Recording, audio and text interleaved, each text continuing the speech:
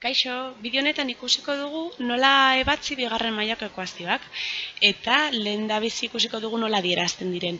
Bigarren mailako ekuazio bat normalean horrela adierazten da. A isa karratu, gehi B isa, gehi C, berdin, 0. Bai, zergatik esaten diegu bigarren mailako ekuazio? Begira, beraien maila bi delako, hau da. Berredurarik altuena bi da, berbi bat da. Ekuazio kuadratiko ere esaten zaie. Ondo da. Zer dira A, B eta C hau? Bueno, naiz eta letren bidez adierazten diren hemen, zenbakiak izango dira gero praktikan, bai? A eta B izango dira isa biderkatzen eta isa karratu biderkatzen duten gaiak eta hauei izango diegu koefiziente.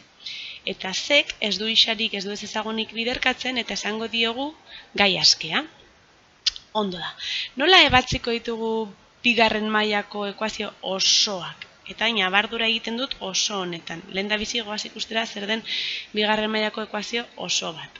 Bueno, esango diogu oso bigarren mailako ekuazioari A, B eta C 0 ez diren zenbakiak direnean. Baldin eta hauetako edozein 0 baldin bada, orduan ekuazioa ez da izango osoa. Ondo da, nola ebatziko ditugu? Formula honen bidez, formula hau ikasi beharko duzue eta oso sarritan ikusiko duzue zientzietan, zuen bizitza akademikoan. Bueno, isa, hau da, ez ezaguna izango da, ezagunaren balia izango da minus B, plus minus, hau oso importantea da, gero ikusiko dugu, erro, kuadro, B karratu, ken, lau, bidera, bider C. Hau dena, zati, bi, bidera. Zergatik da hain importantea plus minus hau? Ze edozein erro kuadrok bi emaitza ditu. Bata positiboa eta bestea negatiboa. Goazen adibide bat ikustea. Lauren erro kuadroak bi emaitza duzka. Batetik plus bia eta bestetik minus bia. Zergatik bi emaitza? Zeren eta bi zenbakiok minus bi karratu edo plus bi karratura lau ematen dutelako. Beraz, edozein erro kuadrok bi emaitza izango ditu, bata positiboa, bestea negatiboa. Beraz, plus minus oso importantea da. Ondo da. Orduan, isak zenbat erantzun, zenbat emaitza izango ditu? Isak izango ditun emaitza kopurua diskriminantearen araberakoa izango da. Diskriminantea delta letra grekoaren bidez adierazten dugu eta diskriminantea da erro kuadroaren barruan dagon adierazpena. Hau da, B karratu ken lau AC. Horren arabera, ekuazioak bi emaitza bakarra edo emaitzik ez du izango. Goazen ikustera hiru egoera hauen adibidea. Diskriminantea 0 baino handiagoa dela, hau da, honen barrukoa 0 baino handiagoa dela. Adibide bat, bi isa kuadro, ken bi isa, ken lau, berdin 0. Koefizienteak eta gai askeak koloretan markatu dizkizuet formula errezago aplikatu alizateko. Ak bi balio du, Bek minus bi balio du, zeinuan ikin hartu mesedez, eta Zek minus lau balio du. Oain, baditugu koefizienteak eta gai askeen balioa, goazen formulan ordezkatzera. Beraz, minus bi, plus minus bi karratura, ken lau, bider bi, bider minus lau, errespetatu zeinuak mesedez, zati, bi bider bi. Ebazten dugu. Minus bi, plus bi. Plus minus dagon bezala. Erro kuadro, minus bi karratura, lau. Ken eta lau bider bi, bider minus lau, minus 32. Hau dena, zati lau.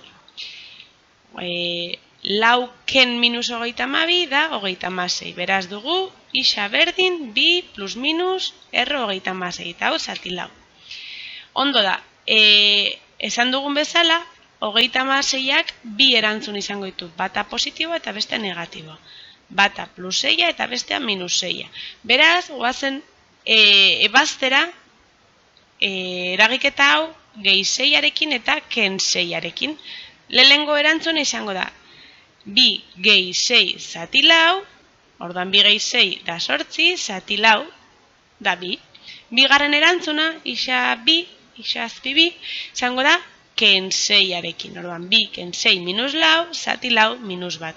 Beraz, ikusten duzuen bezala, diskriminantearen balioa, hau da, hemen barruan dagoena 0 baino handiagoa denean, bi emaitza izango ditugu.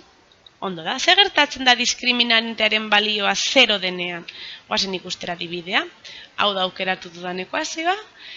Isa karratuken bi isa, gehi bat, berdin 0. Goazen koefizienteak eta gai askea identifikatzera. Koefizientea hemen bat da. Bat dago isa karratuari biderkatzen. B da minus bi eta C da bat edo plus bat. Ondo da. Balio hauek, goazen ordezkatzera, betiko formulan. Beraz badugu isa dela, minus bi, plus minus, erro, minus bi kuadro, ken lau, bider bat, eta hau dena, zati bi, bider bat.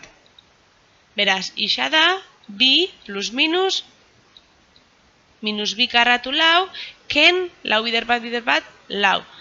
Lau ken lau, erro, lau ken lau, eta dena, zati bi. Beraz, erro lauken lau hori da erro 0. Eta erro 0, zer ematen digu? 0. Eta orain zegoeraren aurrean gaude. Bi gehi 0 zati bi eta bi ken 0 zati bi. Bai bata eta bai bestea, berdin dio biari 0 gehitu edo 0 kendu, zati bi eginez gero bat ematen duela. Orduan, erroaren barruko gai horrek diskriminanteak 0 balio duenean, emaitza bakarra izango dugu. Orain, goazen ikustera segertatzen den diskriminantea 0 baino txikiagoa denean. Hona hemen ekuazioa, isa karratu, gehi bi isa, gehi bost, berdin 0. Koefizienteak eta gai askea identifikatuko ditugu. A, berdin bat. B, berdin plus bi edo bi, eta C, berdin plus bost edo bost. Koefizienteak eta gai askea ekuazioan ordezkatzen ditugu, formulan ordezkatzen ditugu, barkatu. Eta zera geratzen zegu, minus bi, plus minus, bi karratua, ken lau, bider bat, bider bost, zati, bi, bider bat. Ebazten dugu, minus bi, plus minus, lau ken hogei, erro kuadro lau ken hogei, zati bi. Eta honek ematen digu, minus bi, plus minus, erro kuadro minus 16, zati bi. Hau ezingo dugu ebatzi, ez dagoelako erro kuadro negatiboak askatzerik, bai? Ez dago zenbakirik berbi eginiz minus ateratzen denik, bai? Beraz ezin da ebatzi erro kuadro negatibo bat. Orduan esango dugu ez duela soluziorik, ez duela emaitzarik diskriminantea 0 baino txikiagoa denean, bai?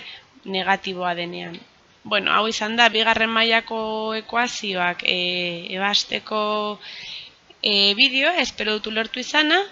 Importantena zera da, koefizientak eta gai askea ondo identifikatzea, hau egitea, eta gero hau era zuzenean formulara itzultzea. Bueno, ulertu izana espero dut. Ondo izan.